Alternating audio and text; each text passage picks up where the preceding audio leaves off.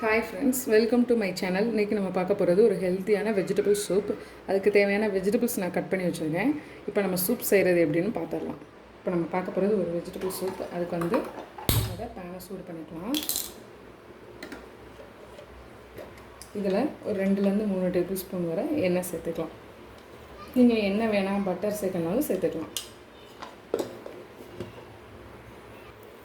இப்போ எண்ணெய் நல்லா சூடாகிடுச்சு.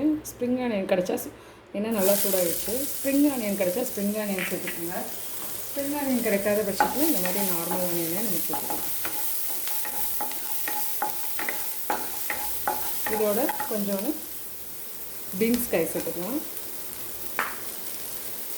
கொஞ்சோண்டு முட்டைக்கோஸ், ஒரு அளவுக்கு கேரட்,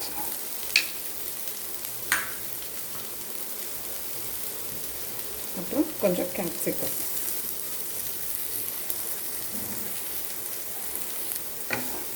காய் கொஞ்சம் 2 நிமிஷம் நல்லா வதக்கி விட்டுக்கலாம்.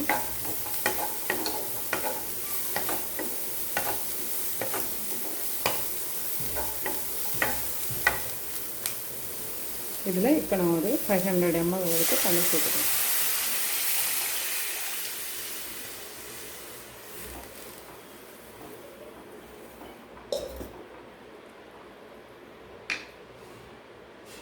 வெஜிடபிள்ஸ் ஒரு 5 minutes நல்லா குக் ஆகட்டும். இந்த காய் நல்லா குக் ஆகிக்கிட்டு இருக்கு. ஒரு 5 நிமிஷம் நல்லா குக் ஆகட்டும்.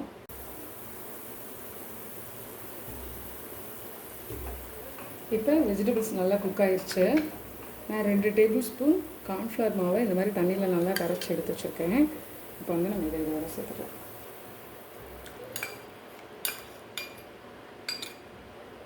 சேர்த்து நல்லா மிக்ஸ் பண்ணி விட்டுறலாம்.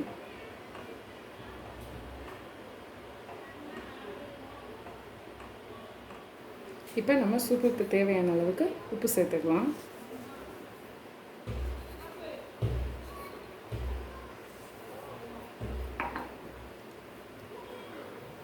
இதோட ஒரு டேபிள் ஸ்பூன் அளவுக்கு நான் ஜீனி சேர்த்துக்கிறேன்.